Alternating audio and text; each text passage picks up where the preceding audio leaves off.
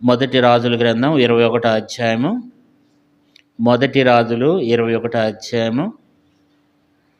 మొదటి రాజుల గ్రంథం 21 అధ్యాయము 27వ వచనాన్ని, 28వ వచనాన్ని, 29వ వచనాన్ని మనమందరం కలిసి చదువుకుందాం. మొదటి రాజుల గ్రంథం 21 అధ్యాయము 27, 28, 29 వచనాలు మనం అందరం కలిసి చదువుకుందాం. ఆహాబు ఆ మాటలు విని తన వస్త్రములు చింపుకొని గోనిపట్ట కట్టుకొని ఉపవాసముండి గోనిపట్ట మీద పరుండి వ్యాకులు పడుచుండగా యెహోవాకు తిష్మీయుడైన ఏలీయాకు ప్రత్యక్షమై ఎలాగ సెలవిచ్చును: ఆహాబు నాకు భయపడి వినయముగా ప్రవర్తించుట చూచితివా? నాకు భయపడి అతడు వినయముగా ప్రవర్తించుట చేత ఆ అపాయము అతని కాలమును సంభవింపకుండా ఆపి అతని కుమారుని కాలమందు అతని కుటుంబీకుల మీదకి నేను దాన్ని రప్పించాను. ఇక్కడ మనం చూసినట్లయితే ఆహాబు అనేటువంటి రాజు ఎలాంటి వాడంటే బహు భయంకరమైనటువంటి విగ్రహారాధికుడు. ఈ ఆహాబు రాజు ఎవరంటే ఇశ్రాయేలీయులకు రాజు అన్నమాట. ఇశ్రాయేలీల రాజు. ఈయన కూడా ఇశ్రాయేలీయుడే. కానీ ఈయన ఏం చేస్తూ వచ్చినాడంటే ఒక అన్య స్త్రీని వివాహం చేసుకుంటూ వచ్చినాడు. ఆమె పేరే యెజబెలు. యెజబెల్ అనేటువంటి స్త్రీ ఎలాంటిదంటే బహు భయంకరమైనటువంటి ఘోరమైనటువంటి స్త్రీ అన్నమాట. ఆమె భయంకరమైనటువంటి విగ్రహారాధికురాలు అన్నమాట. ఆమెని ఇతను వివాహం చేసుకుంటూ వచ్చినాడు అన్నమాట. అంతేకాదు ఈ రాజు చాలా భయంకరమైనటువంటి వ్యక్తి అన్నమాట కదా. కాబట్టి మరి యెజబెలును ఏం చేస్తూ వచ్చినాడు? ఈయన వివాహం చేసుకున్నాడు. చూడండి 16 అధ్యాయము, మొదటి రాజుల గ్రంథం 16 అధ్యాయము, మొదటి రాజులు 16 అధ్యాయం 19వ వచనం. యూదా రాజైన ఆసా ఏలుబడిలో 38వ సంవత్సరమున ఓమ్రీ కుమారుడైన ఆహాబు ఇశ్రాయేలు వారికి రాజై షోమ్రోన్లో ఇశ్రాయేలు వారిని 22 సంవత్సరం ఏలెను. ఓమ్రీ కుమారుడైన ఆహాబు తన పూర్వీకులందరినీ మించినంతగా యెహోవా దృష్టికి చెడుతనము చేసెను. తర్వాత 31వ వచనం. నేబాతు కుమారుడైన యెరోబాము జరిగించిన పాపక్రియలను అనుసరించి నడుచుకొనుట స్వల్ప సంగతి అని అనుకుని అతడు సీదోనీలకు రాజైన యెర్బాయిలు కుమార్తె అయిన యెజబెలును వివాహం చేసుకుని బయలుదేవతను పూజించుచు వానికి మొక్కుచుండెను. కాబట్టి బయలుదేవతను మొక్కి ఆరాధిస్తూ వచ్చేవాడు. బయలు అనేటువంటి ఒక దేవత ఉండేది. ఆమెని మరి ఆరాధన చేసేవాళ్ళు, ఆమెను మొక్కుతూ ఉండేవాళ్ళు అనమాట. ఈ బయలుదేవత అంటే ఈమె వర్షము, ఆమెకు మొక్కితే వర్షం వస్తుంది అనేటువంటి ఒక మూఢనమ్మకాలు కూడా ఆ రోజుల్లో ఉండేవన్నమాట. ఆమెకు ఒక ప్రత్యేకంగా ఒక బలిపీఠం కట్టి ఆమెకు కొంతమంది యాజకులు ఉండేవాళ్ళు అన్నమాట. మరి ఆ దినాల్లో ఏలియా ఉన్నటువంటి దినాల్లో భయంకరమైనటువంటి విగ్రహారాధనతో ఉన్నటువంటిది యెజబెలు. తర్వాత యెజబెలు ఏం చేస్తూ వచ్చినాడంటే మరి అనేక మందిని కూడా చంపిస్తూ వచ్చినాడు. తర్వాత ఎంతోమంది రక్తాన్ని ఒలికిస్తూ వచ్చినాడు అనమాట. ఎంతో భయంకరమైనటువంటి క్రూరత్వం కలిగిన వాడు ఈ ఆహాజు. అంటే ఆహాజు లాంటి వాడు అసలు ఇంకొకడు భూమి మీద లేడు. అంటే అలాంటి భయంకరుడైనటువంటి వ్యక్తి అన్నమాట.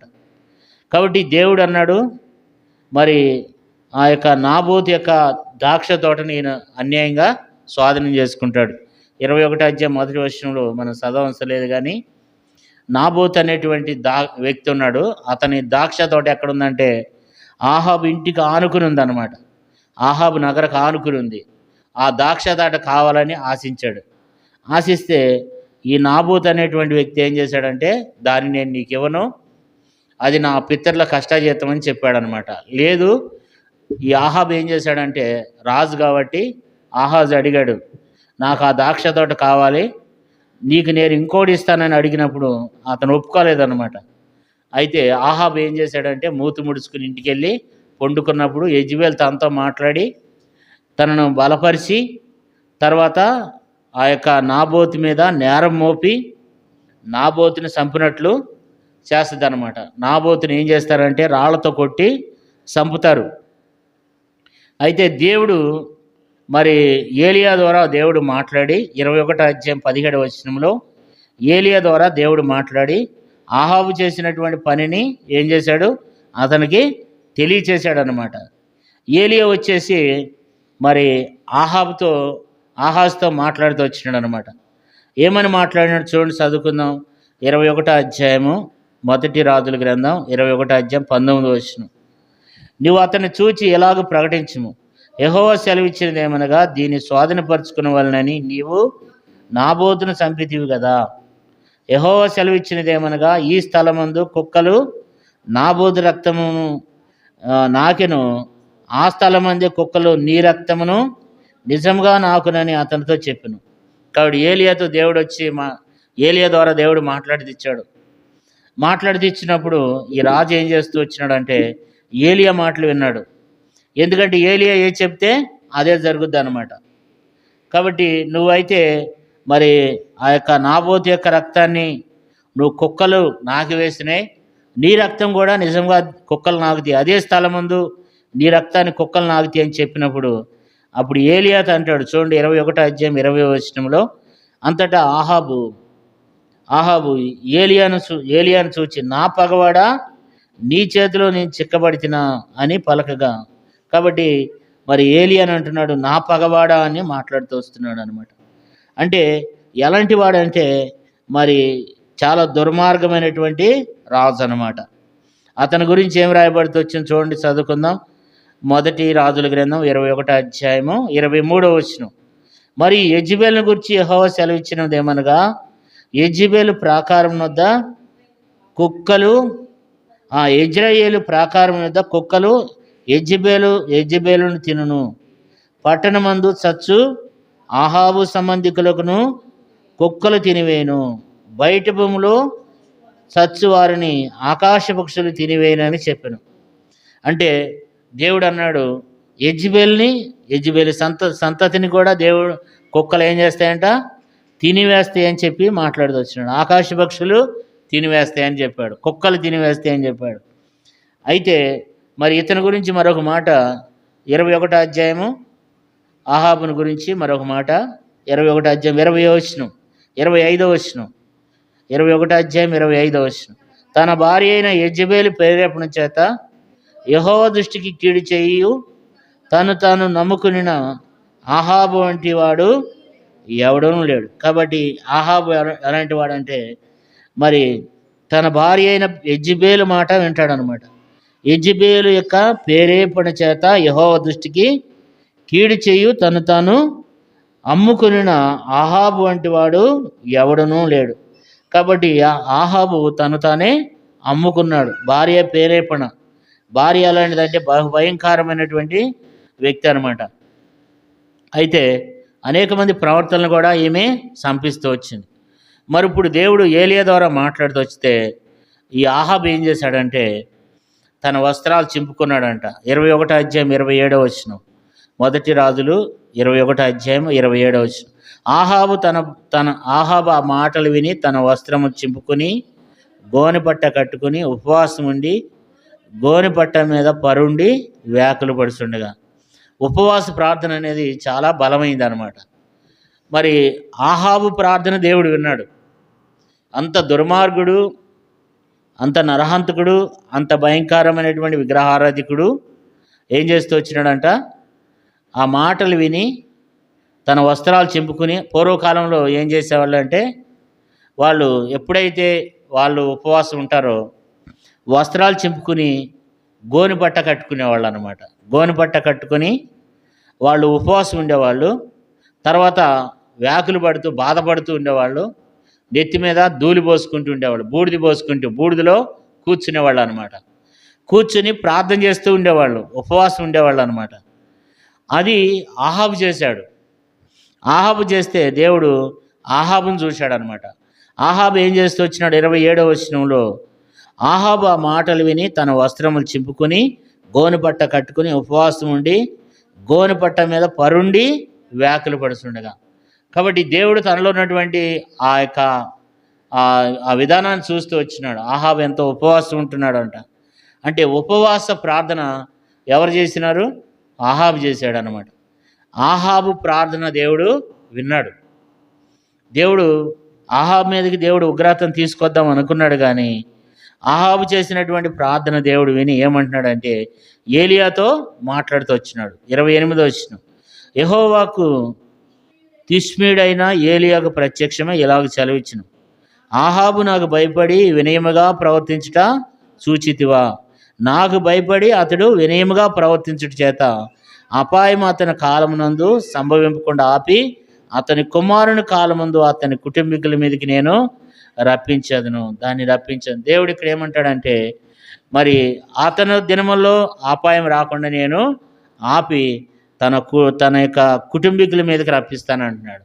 అంటే ఆహాబ్ మీదకి దేవుని యొక్క ఉగ్రత రావాలి, ఆహాబ్ మీదకి దేవుని యొక్క ఉగ్రత రావాలి. కానీ దేవుడు ఏం చేశాడంటే ఆహాబ్ విషయంలో అంటున్నాడు, నేను ఆహాబ్ కాలంలో జరగకుండా తన కుటుంబీకుల మీదకి నేను దాన్ని రప్పిస్తానని మాట్లాడుతూ వస్తున్నాడు. కాబట్టి ఆహాబు ప్రార్థన ఉన్నటువంటి దేవుడు మన ప్రార్థన దేవుడు ఎందుకు వినడు? కాబట్టి మనం ప్రార్థన చేస్తున్నప్పుడు మనం కూడా ఎప్పుడైతే ఉపవాసం ఉండి ప్రార్థన చేస్తామో దేవుడు ఖచ్చితంగా మనలో కార్యాలు జరిగిస్తాడనమాట. ఉపవాస ప్రార్థన అనేది చాలా బలమైనది అనమాట. బలమైనది, ఒక శక్తివంతమైనది ఉపవాస ప్రార్థన అనేది. మనం ఎప్పుడైతే ఉపవాసం ఉండి మనం ప్రార్థన చేస్తాం, మనకు కొన్ని మొండి సమస్యలు ఉంటాయి. కొన్ని మొండి సమస్యలు ఈ ఉపవాస ప్రార్థన ద్వారానే దేవుడు నెరవేరుస్తాడనమాట. ఇప్పుడు అంత భయంకరమైనటువంటి ఆ విగ్రహారాధికుడైనటువంటి ఆ యొక్క ఆహాబు ప్రార్థన దేవుడు విన్నాడు. మన ప్రార్థన కూడా వింటాడు దేవుడు, మన ప్రార్థన కూడా అంగీకరిస్తాడు. మనం కూడా ఏం చేయాలంటే మనము ప్రార్థన చేయాలి. ఆహాబు ఏం చేస్తూ వచ్చినాడు? తన వస్త్రములు చింపుకున్నాడంట, గోనెపట్ట కట్టుకున్నాడంట, ఉపవాసం ఉండి ఏం చేస్తూ వచ్చినాడు? గోనెపట్ట మీద పరుండి వేకలు పడుతున్నాడంట. మీరు చూడండి, ఆదికాండం మొదలుకొని ప్రకటన గ్రంథం వరకు చాలామంది ఉపవాసం ఉండి ప్రార్థన చేశారు. ఎంతమంది అయితే ఉపవాసం ఉండి ప్రార్థన చేశారో దాదాపు అంతమంది ప్రార్థన కూడా దేవుడు విన్నాడు అనమాట. ఉపవాస ప్రార్థన అనేది అంత శక్తివంతమైనది. ఎందుకంటే ఈ ఉపవాస ప్రార్థన ద్వారా గొప్ప గొప్ప కార్యాలు దేవుడు తన ప్రజల కొరకు చేస్తాడు. ఎందుకంటే ఎప్పుడైతే తన ప్రజలు ఉపవాసం ఉండి ప్రార్థన చేస్తారో, మొరపెడతారో, దేవుడు ఆ కార్యాన్ని నెరవేరుస్తాడనమాట. ఏదైనా వృధాగా పోద్దేమో కానీ దేవుని బిడ్డలారా, ఉపవాస ప్రార్థన మాత్రం వృధాగా పోదు. దేవుడు ఆ ప్రార్థన అంగీకరిస్తాడనమాట. కాబట్టి ఈ ప్రార్థన మనం కలిగి ఉండాలి. ఇది కంపల్సరీగా ప్రతి నెలలో మనం మరి దేవుని సన్నిధికి వచ్చి దేవుని సన్నిధిలో మనం మొరపెట్టినప్పుడు దేవుడు మనకున్న అక్కర్లు తీరుస్తాడు, మనకున్న సమస్యలు తీరుస్తాడు, మనకున్న ఇబ్బందులను తీరుస్తాడు కదండి. ఇంకా మనకున్న సమస్యలు తీరకపోతే మనం ఒకరోజు కాకపోతే 2 రోజులు, 2 రోజులు కాకపోతే 3 రోజులైనా సరే మనం ఉపవాసం ఉండి మనం ప్రార్థన చేస్తే దేవుడు గొప్ప కార్యాలు తన ప్రజల పక్షంగా చేస్తాడనమాట. అద్భుత కార్యాలు తన ప్రజల కొరకు చేస్తాడు కదా. కాబట్టి ఇప్పుడు శత్రువు ప్రార్థన కూడా దేవుడు వింటున్నాడు. ఎందుకనంటే దేవుడు ఇప్పుడు ఏమంటున్నాడంటే మరి ఏలియాతో మాట్లాడుతున్నాడు. 28వ వచనంలో యెహోవాకు ఏలియాకు ప్రత్యక్షమై చెప్తున్నాడంట, ఆహాబు నాకు భయపడి ఏం చేస్తున్నాడు? వినయముగా ప్రవర్తించుట చూచితివా? నాకు భయపడి అతడు వినయముగా చూచితివా కాబట్టి తను ఎంతో వినయముగా ప్రవర్తన చేస్తున్నాడు. దేవుడు మనలో నుండి కోరుకునేది ఏంటంటే మనం ఉపవాసం ఉండి మనం ప్రార్థన చేస్తే మన ప్రార్థన దేవుడు వింటాడు. అంతేకాదు మనం దేవునికి మనం భయపడి వినయముగా మనం ప్రవర్తించాలన్నమాట.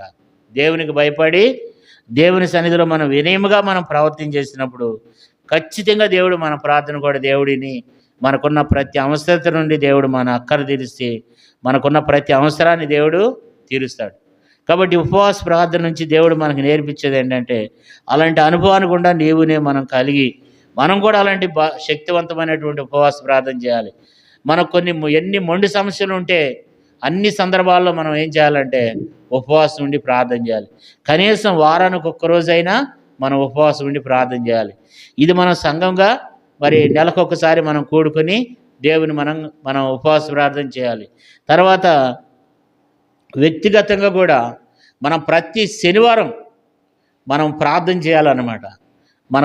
మనకున్న బాధల నిమిత్తం, మనకున్న కష్టాల నిమిత్తం, మనకున్న అనారోగ్యాల నిమిత్తం మనకున్నటువంటి సమస్యల నిమిత్తం, లేదా మన సంఘంలో ఉన్నటువంటి ఇబ్బందుల నిమిత్తం మనం ఏం చేయాలంటే మనము ఉపవాసం ఉండి ప్రార్థన చేసేవారమై ఉండాలన్నమాట. నా యొక్క జీవితంలో కూడా చాలాసార్లు ఉపవాసం ఉండి ప్రార్థన చేస్తే దేవుడు మా జీవితాల్లో కూడా గొప్ప కార్యాలు చేశాడనమాట. నాకు చాలా అనుభవం అనమాట. అనేక సందర్భాల్లో నేను ఆ ఉపవాస ప్రార్థన ద్వారా నేను ఎన్నోసార్లు నా జీవితంలో జయం పొందాను అనమాట. కాబట్టి మనం కూడా దేవుని బిడ్డలంగా మనం కూడా మన జీవితంలో మనం జయం పొందాలంటే మనము ఉపవాస ప్రార్థన చేయాలి. మరి ఇక్కడ మన ఆహాబు ప్రార్థన దేవుడు విన్నాడు. ఆహాబు ప్రార్థన దేవుడు వింటే మన ప్రార్థన మరి దేవుడు ఇంకా అద్భుతంగా వింటాడనమాట. మన ప్రార్థన కూడా దేవుడు సహాయం చేస్తాడు. అయితే మనం కూడా ఏం చేయాలంటే ఆహాబు కంటే కూడా ఎక్కువగా మనము దేవునికి భయపడి ఏం చేస్తున్నాడు? 29వ వచనంలో ఆహాబు నాకు భయపడి ఏం చేస్తున్నాడంట? వినయముగా ప్రవర్తించుట సూచితివా? నాకు భయపడి అతడు వినయంగా ప్రవర్తించుట చేత అపాయం అతని కాలమందు సంభవింపకుండా ఆపి అతని కుమారుని కాలమందు అతని కుటుంబీకుల మీదకి నేను దాన్ని రప్పించదు. ఎప్పుడైతే ఉపవాసం ఉండి ప్రార్థన చేస్తామో అనేకమైనటువంటి శ్రమల నుంచి కష్టాల నుంచి విడుదల దొరుకుతుంది అన్నమాట. బైబిల్లో చూస్తే ఎస్తేరు దినాల్లో కూడా మొద్దుకై ఉన్నటువంటి దినాల్లో మృద్దుకైని కూడా ఏం చేస్తూ వచ్చినాడు ఆహాబ్. మరి మొద్దుకై విషయంలో ఆమాను ఏం చేశాడంటే ఎన్నో రకాలుగా తన మీద నేరాలు మోపి తన జాతిని నాశనం చేయాలనుకున్నాడు ఆమాను. కానీ దేవుడు ఏం చేశాడు? వాళ్ళు ఉపవాసం ఉండి కన్యళ్లతో మహారోదనతో వాళ్ళు ఏం చేశారు? దేవునికి మొరపెట్టారు అనమాట. చూడండి, చదువుకుందాం. ఎస్తేరు గ్రంథం 4వ అధ్యాయంలో ఎస్తేరు గ్రంథం వాళ్ళు కన్యళ్లతో ఏం చేస్తూ వచ్చినారంట? ఎస్తేరు గ్రంథం 4వ అధ్యాయము 1వ వచనం. జరిగినదంతయు తెలియగానే మొర్దెకై తన బట్టలు చింపుకొని గోని పట్ట వేసుకుని బూడిద పోసుకుని పట్టణం మధ్యన బయలుదేరి మహాశోకముతోనూ రోదనం చేసి రాజుగుమ్మం ఎదుటకు వచ్చెను. గోనె పట్ట కట్టుకునేవాడు రాజుగుమ్మను ప్రవేశింపకూడదని ఆజ్ఞ కలదు. రాజు యొక్క ఆజ్ఞయు శాసనము ఏ సంస్థానమునకు వచ్చునో అక్కడనున్న యూదులు ఉపవాసముండి మహా దుఃఖముతోనూ ఏడుపుతోనూ రోదనతోనూ మునిగిన వారై అనేకులు గోనెను బూడిదను వేసుకుని పరుండిరి. ఇక్కడ మనం చూస్తే మరి 3వ వచనంలో రాయబడింది, యూదులంట ఉపవాసం ఉండి మహారోదనతో మనం కూడా ప్రార్థించే వారంగా మనం కలిగి ఉండాలి. ఏం చేస్తూ వచ్చినారు యూదులు? మహారోదనతో వాళ్ళు ప్రార్థన చేస్తూ వచ్చినారు అన్నమాట. దుఃఖముతో ఉపవాసం ఉండాలి. తర్వాత మనం ప్రార్థన చేసేటప్పుడు దుఃఖం కూడా రావాలి మనకు. దేవుని బిడ్డలంగా దుఃఖం అంటే పశ్చాత్తాపాన్ని జ్ఞాపకం చేస్తుంది. మహా దుఃఖంతోనూ తర్వాత ఏడుపుతోనూ రోదంలోనూ మునిగిన వారు ఏం చేస్తూ వచ్చినారంట? ప్రార్థన చేస్తూ వచ్చినారంట. గోని పట్టాలు కట్టుకున్నారంట కదండి. ఆ ప్రార్థన దేవుడు విన్నాడు. 6వ అధ్యాయంలో చూస్తే దేవుడు రాజుకు నిద్ర పట్టకుండా చేశాడనమాట. చూడండి, మనం ఎప్పుడైతే ఉపవాసం ఉండి మనం ప్రార్థన చేస్తాం, బైబిల్లో రాజులకు దేవుడు నిద్ర పట్టనివ్వలేదు కదా, రాజులతో దేవుడు మాట్లాడుతున్నాడు అనమాట. ఇక్కడ కూడా మనం చూస్తే 6వ అధ్యాయానికి వచ్చేసరికి రాజుతో దేవుడు మాట్లాడాడు, రాజుకు నిద్ర పట్టకుండా చేశాడంట. కాబట్టి ఇదంతా మనకు తెలిసిందే. కాబట్టి ఉపవాస ప్రార్థన ద్వారా మనం ఏం పొందుతాం? గొప్ప విజయాన్ని పొందుతాం అన్నమాట. వాళ్ళు కూడా ఏం చేస్తూ వచ్చినారు? గొప్ప విజయాన్ని పొందుతూ వచ్చినారు. వారి బాధలు పోయినాయి, వారి దుఃఖం పోయిందంట. చూడండి, ఒక మాట చదువుకుందాం. ఎస్తేరు గ్రంథం 9వ అధ్యాయము 21వ వచనం. ఎస్తేరు 9:21. యూదులు తమ పగవారి చేత బాధపడక నెమ్మది పొందిన దినములనియు వారు దుఃఖం పోయి సంతోషం వచ్చిన నెలనియు వారు మూలుగుట మానిన శుభదినమని ప్రతి సంవత్సరము ఆధారను నెల యొక్క 14వ దినమున 15వ దినమున వారు ఆచరిస్తూ వచ్చారంట. కాబట్టి వారి శ్రమ పోయింది. శత్రువు ఏం చేయబడ్డాడు? తన తవ్విన గుంటలో తానే పడ్డాడు కదండి. కాబట్టి ఆమాను ఏం చేయాలనుకున్నాడు? మొర్దెకైని ఉరికొయ్య మీద ఉరిదీపించి చంపాలనుకున్నాడు. కానీ దేవుడు ఏం చేశాడు? వాళ్ళ ప్రార్థన ఏం చేసిందంటే పరిస్థితులన్నీ తారుమారు చేసేసింది అనమాట. ఏ వ్యక్తి అయితే తనకు కీడు చేయాలనుకున్నాడో అదే వ్యక్తి మీద దేవుడు ఏం చేశాడు? మరి ఆ మొర్దెకై కొరకు ఏం చేశాడంట? 50 మూరల ఉరికొయ్యని తన ఇంటి ముందే తయారు చేశాడు. కానీ మొర్దెకై చేసిన ప్రార్థన ద్వారా గొప్ప కార్యం జరిగింది. ఏంటంటే దేవుడు పరిస్థితులన్నీ తారుమారు చేసి ఎవరికో సిద్ధపరిచినటువంటి ఊరికై మీద తను సిద్ధపరిచిన సిద్ధపరిచినటువంటి ఊరికై మీద ఆమాన్నే ఉరిదీశారు. తన తొవ్విన గుంటలో తనే పడుతూ వచ్చినాడు. చూడండి మరి పరిస్థితులు ఎలాంటి తారుమారు అయిపోతాయి అంటే, మరి ఆ యొక్క మొర్దెకై ఎస్తేరు చేసినటువంటి ప్రార్థనకు ఏమైంది, వాళ్ళకి ప్రతిఫలం దేవుడు వాళ్ళకి అనుగ్రహిస్తూ వచ్చినాడు అనమాట. దేవుడు ఆ యొక్క గొప్ప కార్యాన్ని దేవుడు యూదుల పక్షంగా చేస్తూ వచ్చినాడు. మరి హామాను అయితే ఏమైపోయినాడు, నశించిపోయినాడు కదా. యూదులకు శత్రువు ఏమైపోయినాడు. మరి వాళ్ళు చేసిన ప్రార్థన ఏమైందంట, 9:25 చూడండి. 9:25 ఎస్తేరు రాజు ఎదుటికి వచ్చిన తర్వాత రాజు అతడు యూదులకు విరోధముగా తలపెట్టిన చెడు యోచన తన తల మీదకే వచ్చినట్లు చేసి వాడును వాని కుమారులను ఉరికొయ్య మీద ఉరితీయబడినట్లు ఆజ్ఞని రాసిచ్చును కదండి. ఏం జరిగింది ఇక్కడ, తన చేసిన చెడు యోచన, తన చేసినటువంటి కీడు, తను ఏదైతే చెడు చేయాలనుకున్నాడో అదే కీడు దేవుడు తన మీదకే తీసుకెళ్ళాడు. అంటే మనం చేసే ప్రార్థన ఏం చేస్తుందంటే, మనకి ఎవరైనా చాలామందికి ఆపోజిట్ ఉంటారు, చాలామందికి విరోధస్తులు ఉంటారు కదా. కొంతమంది మనకు కీడు చేసేవాళ్ళు, ప్రతి ఒక్కరికి ఒక వ్యక్తి ఉంటాడు, ప్రతి ఒక్కరికి కీడు చేసేవాళ్ళు ఉంటారనమాట. ఈ లోకంలో ప్రతి ఒక్కరికి నువ్వెంత బాగా బతికినా సరే, నువ్వెంత నీతిమంతురాలు అయినా మన కీడు చేసేవాళ్ళు కంపల్సరీగా ఎవరొకరు ఉంటూనే ఉంటారు. అయితే మనం ఏం చేయాలి, ప్రార్థన చేయాలి. మనం ప్రార్థన చేసినప్పుడు దేవుడే ఇక్కడ ఏం రాయబడితే వచ్చింది, వాళ్ళు ఉపవాసం ఉండి ప్రార్థన చేస్తే వాళ్ళు చేసిన చెడితనము, వాళ్ళు చేసిందే వాళ్ళ నెత్తి మీదకి వచ్చినట్లు చేశాడంట. 25 మరొకసారి చదువుకుందాం. ఎస్తేరు గ్రంథం 9:25. ఎస్తేరు రాజు ఎదుటికి వచ్చిన తర్వాత రాజు యూదులకు విరోధముగా తలపెట్టిన చెడు యోచన తన తల మీదకే వచ్చినట్లు చేసి వాడును వాని కుమారులను ఉరికొయ్య మీద. కాబట్టి ఎంత అద్భుతం జరిగిందంటే తన ప్రజల పక్షంగా దేవుడు అద్భుతాలు చేస్తాడనమాట. ఎందుకంటే ఉపవాస ప్రార్థన అనేది అంత శక్తివంతమైనది, అంత బలమైనది అనమాట.